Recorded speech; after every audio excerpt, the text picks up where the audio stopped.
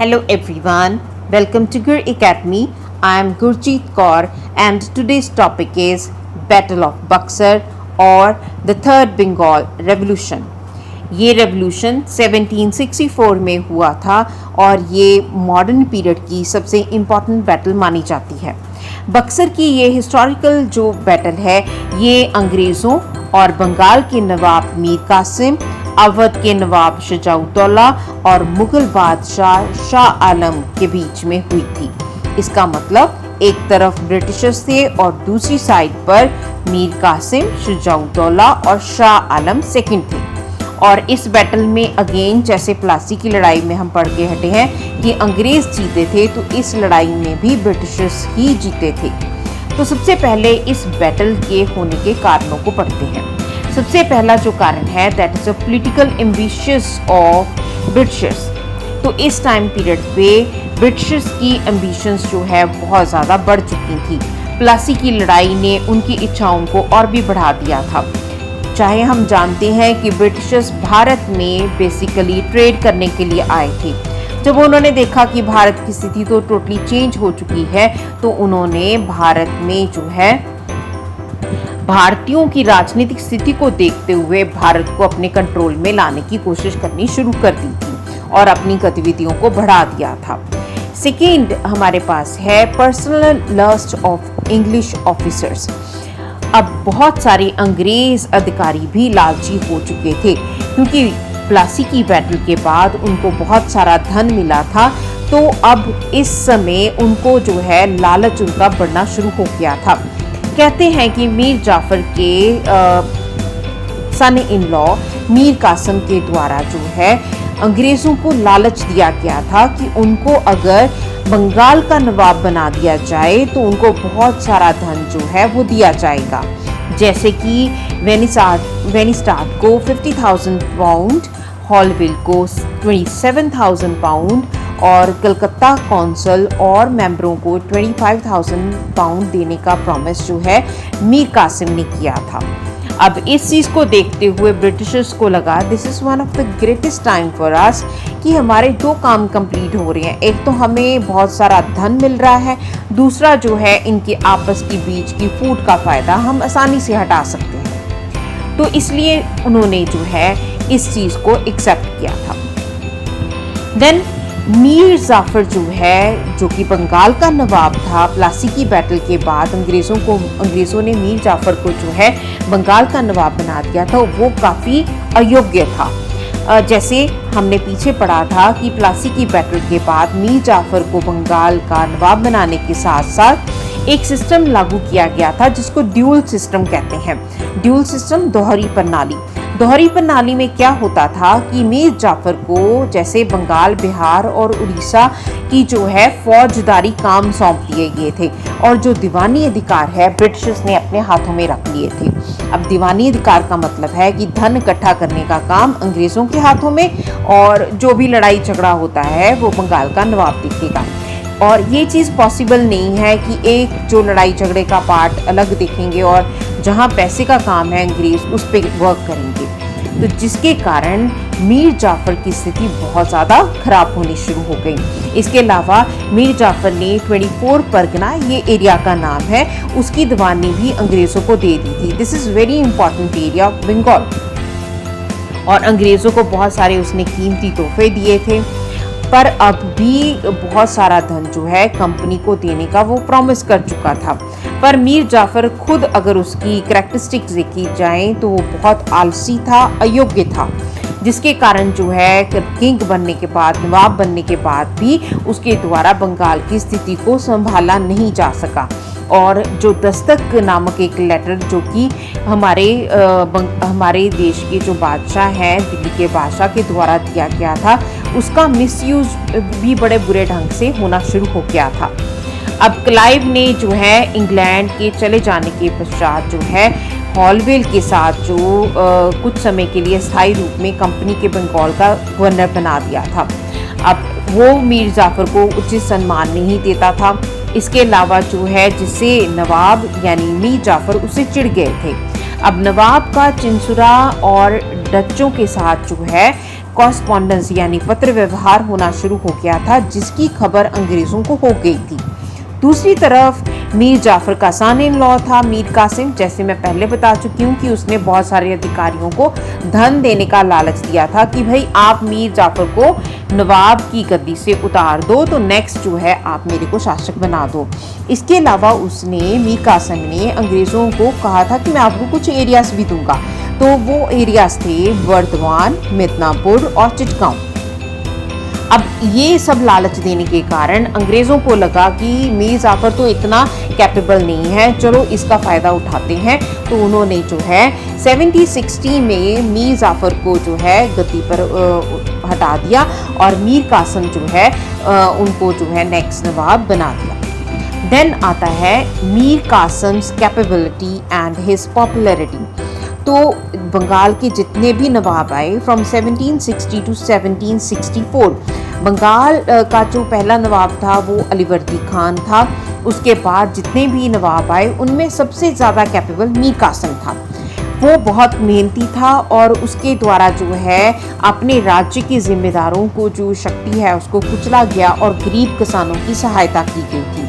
उसने फालतू टैक्स ख़त्म कर दिए थे और इसके अलावा जो है उसने सेना का यूरोपियन ढंग से आधुनिकीकरण करना शुरू कर दिया। गोला बारूद और ये सब चीज़ें उसने करनी शुरू कर दी। इसके अलावा जो है उसको अपनी राजधानी मुर्शिदाबाद से बदलकर मुंगेर बना लिया, जिससे कि अंग्रेज़ असंतुष्ट हो गए। उनको लगने लगा कि इसने अपनी राजधानी को चेंज कर लिया है, तो ये हमारे लिए सबसे बड़ी प्रॉब्लम हो सकती है। तो बहुत कैपेबिलिटी, अच्छी कैपेबिलिटी होना भी मीर कासिम के लिए बहुत बड़ी प्रॉब्लम बनी थी और जिसके कारण जो है ये बैटल हुई थी। देन इसके अलावा जो है अंग्रेज़ों और मीर कासिम में व्यापार के मामले में थोड़ा सा विरोध आना शुरू हो गया था। अब इसमें आपको मैं दस्तक के बारे में बताऊंगी। Dastak meaning free pass. Free pass का मतलब ये है कि ये जो फ्री पास है अंग्रेज़ों को दिया गया था 1717 के शाही फरमान के द्वारा मुगल सम्राट फ़रुखसियर के द्वारा। ये लेटर को दिखा के अंग्रेज़ बिना टैक्स दिए व्यापार कर सकते थे। पर जब ये अंग्रेज़ों ने आगे क्या किया कि ये लेटर जो है वो भारतीय व्यापारियों को बेच दिए। जब भारतीय व्यापारियों के पास ये लेटर था तो उन्होंने भी दिखा के बिना टैक्स दिए ट्रेड करना शुरू कर दिया और ये प्रॉब्लम जो है वो मीर कासिम के लिए बहुत बुरी तरह से बढ़ने लगी और जिसके कारण उसकी जो इकोनॉमिक कंडीशन है और इवन व्यापार जो है वो डाउन की तरफ जाना शुरू हो गया। इस स्थिति को सुधारने के लिए उसने क्या किया कि उसने सभी से टैक्स लेना बंद कर दिया। अब जहां अंग्रेज़ों को बिना टैक्स दिए ट्रेड करने की आज्ञा थी, भारतीयों को टैक्स देना पड़ना था। ये चीज़ अंग्रेज़ों को जो है बहुत बुरी लगी और उन्होंने सोचा कि ये पर्सन जो है ये हमारे लिए बहुत बड़ी प्रॉब्लम क्रिएट कर सकता है और ये इसने इक्वलिटी ले आया है भारतीयों और ब्रिटिश व्यापारियों के बीच में, जो अंग्रेज़ों को पसंद नहीं आया और ये भी एक कारण बना इस बैटल का। Then armed struggle between Nawab Mir Qasim and the British। कहते कि इस चीज़ को लेके 10 जून 1763 को नवाब मीर कासिम और अंग्रेज़ों के बीच में युद्ध शुरू हो गया। एक तरह से हम कहें कि बक्सर की बैटल यहाँ से शुरू हो गई थी और अंग्रेज़ों की तरफ से मेजर एडम्स ने नवाब को करवाहा, गिरिया, ये प्लेसेस मैं बोल रही हूँ, करवाहा, गिरिया, सूती, उदिनाला में हरा दिया। अब नवाब पटना की तरफ बढ़ने शुरू हुए। उन्होंने अंग्रेज़ों के 200 जो प्रिजनर्स हैं उनको कत्ल करवा दिया और उसके बाद पर फिर भी नवाब मीर कासिम इस बैटल में अनसक्सेसफुल रहे और वो अवध की ओर भाग गए। कहते कि जब वो अवध की तरफ गए तो अंग्रेज़ों के विरुद्ध उन्होंने अवध के नवाब वजीर शुजाउद्दौला से सहायता मांगी। अब दोनों के बीच में समझौता हो गया। समझौते में मीर कासिम ने कहा कि आप जो है शुजाउद्दौला को बोला कि आप मेरी अंग्रेज़ों के खिलाफ सहायता करो और मैं बदले में आपको 11 लाख रुपए दूंगा। और उसी समय कहते हैं कि अवध में हमारे मुगल बादशाह शाह आलम दूसरे भी थे, इसलिए मीर कासिम, अवध के नवाब शुजाउद्दौला और मुगल सम्राट शाह आलम एक दूसरे के साथ मिलकर अंग्रेज़ों के विरुद्ध जो है तैयारी करनी शुरू कर दी और यहाँ से हमारी बैटल शुरू होती है, बैटल ऑफ बक्सर। ये बैटल जो है 23 अक्टूबर 1764 को बक्सर के स्थान पर हुई थी, इसलिए हम इस बैटल को कहते हैं बैटल ऑफ बक्सर। और मीर कासिम के युद्ध क्षेत्र में जो है दिल्ली की तरफ कहते कि हार गए, अंग्रेज़ों को बहुत अच्छी सफलता मिली। मीर कासिम अपनी जान बचाने के लिए दिल्ली की तरफ भागे। वहाँ स्थिति कहते गरीबी के हालात में उनकी जो है 1777 में उनकी डेथ हो गई। और 3 मई 1765 को अवध के नवाब और मुगल सम्राट शाह आलम की भी दोबारा हार हो गई और उन्होंने अंग्रेज़ों के सामने हार मान ली और नतीजे के तौर पर जो है इलाहाबाद की संधि हुई थी। तो इलाहाबाद की संधि जो है this is one of the important treaty.